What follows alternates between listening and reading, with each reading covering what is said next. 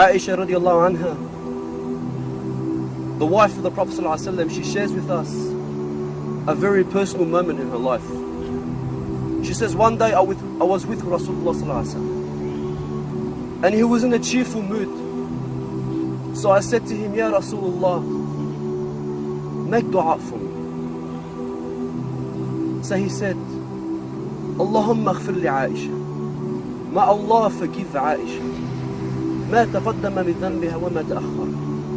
And he continued, Oh Allah, forgive Aisha all her sins, the past sins, the future sins, the ones that she commits in private and the ones that she commits in public. And Aisha was so happy that she started to laugh. So the Prophet ﷺ asked her, did that dua please you? Brothers, I want you to imagine that you were living at the time of the Prophet ﷺ, and he was your best friend, and you asked him, make dua for me, and he made the same dua for you. How happy would you be? So he says to Aisha, did that dua please you? She says, Ya Rasulullah, how could that not please anyone? He says, Wallahi, by Allah, إنها لدعوة لأمتي في كل صلاة. He says, by Allah, that is the same dua I make for my ummah in every single one of my prayers. The Prophet ﷺ made that same dua for me. How much does the Prophet ﷺ love us? He would cry in front of the Sahaba. He would cry and he would say, I miss my brothers, the ones that I love. And I would say, Ya Rasulullah, aren't we your brothers? He would say, no, you are my companions. But my brothers are the ones that will come after me. And they will believe in me. And they would never have seen me. This is you, brothers. The Prophet ﷺ is crying because he misses you. He would stay the night praying to Allah, crying out to Allah, my ummah, ummati, ummati. The Prophet ﷺ was crying for you. When was the last time you cried for the Prophet ﷺ?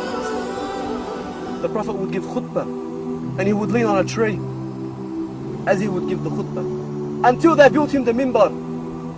The following week, standing on this minbar, the companions would say, we heard the tree crying like it was a little baby.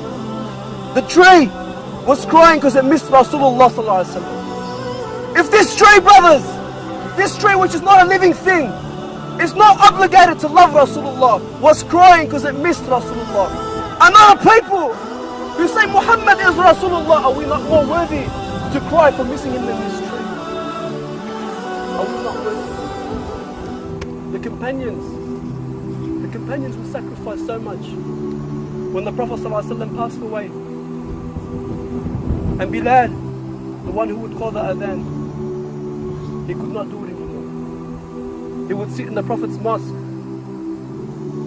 and he would imagine looking at the house of Aisha where it was the grave of the Prophet ﷺ, and he would imagine the Prophet walking across the Rawdah and saying to Bilal, Arihna biha ya Bilal, comfort us with it ya Bilal, make the adhan for prayer.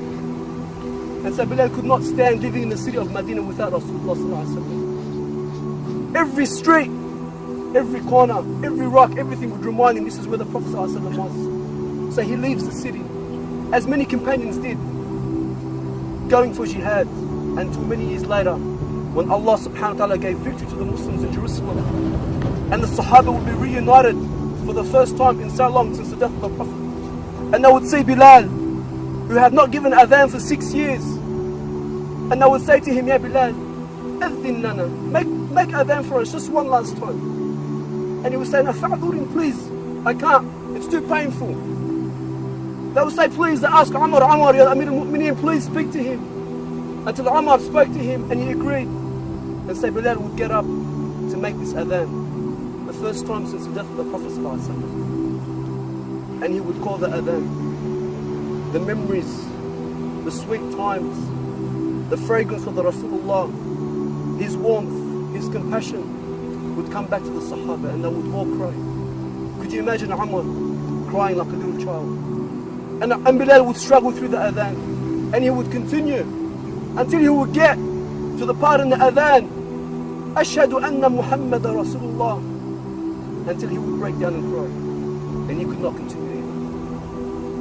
Many years later, when Bilal was on his deathbed, dying, and his wife would say to him, "What sorrow? What sorrow?" He would say, "No. What happiness? What happiness? What joy? For tomorrow I will be with the one that I love. I will be with Muhammad sallallahu alaihi wasallam." How many of us cry for Rasulullah? How many of us love the Prophet sallallahu alaihi wasallam like the way he should be loved?